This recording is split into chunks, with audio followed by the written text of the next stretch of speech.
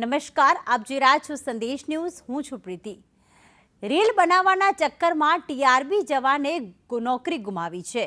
બનાસકાંઠામાં viral reel બાદ TRB જવાનને suspend કરવામાં આવ્યો.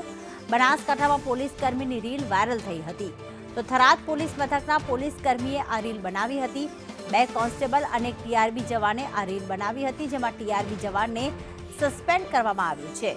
નબીરાઓ બાદ પોલીસને પણ જ્યારે રીલ્સનો ચસ્કો લાગ્યો છે. રોલા પાડવા માટે આ 3 જવાનો જે છે તેમણે એક રીલ બનાવી હતી અને જે વાયરલ થઈ રહી છે. ત્યારે થરાદ પોલીસ મથકના પોલીસ કર્મીએ આ રીલ બનાવી હતી. પોલીસ મથકમાંથી બહાર નીકળતા હોય એટલે કે જેમ સિંઘમની જેમ રોલા પાડતા હોય તે રીતે આ રીલ બનાવવામાં આવી હતી. ત્યારે 2 કોન્સ્ટેબલ છે અને એક ટીઆરબી જવાન છે. ધવલ અમારી સાથે જોડાઈ ગયા છે. ધવલ, નબીરાઓનું રીલ્સનું ભૂત ઉતારતા હવે પોલીસને ચડી ગયું હોય ભૂત તેવું લાગી રહ્યું છે. હાલમાં શું કાર્યવાહી કરવામાં આવી આ રીલ વાયરલ થયા બાદ?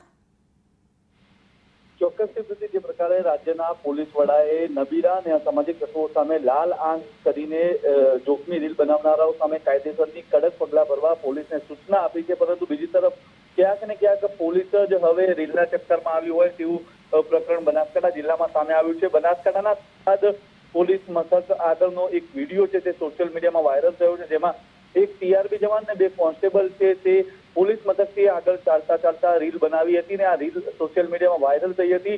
જો કે આ સમગ્ર મામલાને લઈને જે પ્રકારે સમાચાર પ્રકાશિત થયા ને તે બાદ હવે ક્યાંક ને ક્યાંક પોલીસ વિભાગ એલર્ટ બન્યું છે અને પોલીસ વિભાગ દ્વારા જે રીલ ઉતારનાર જે ટીઆરબી જવાન છે તે ટીઆરબી જવાનને ફરજ મોકૂફ કરી દેવાયા છે. જે પ્રકારે આ સમગ્ર પ્રકરણ સામે આવ્યું હતું ને તેને લઈને જિલ્લા પોલીસ વડાએ કડક કાર્યવાહી કરતા રીલ બનાવનાર જે ટીઆરબી જવાન છે તેને ફરજ મોકૂફ કરી દીધો છે.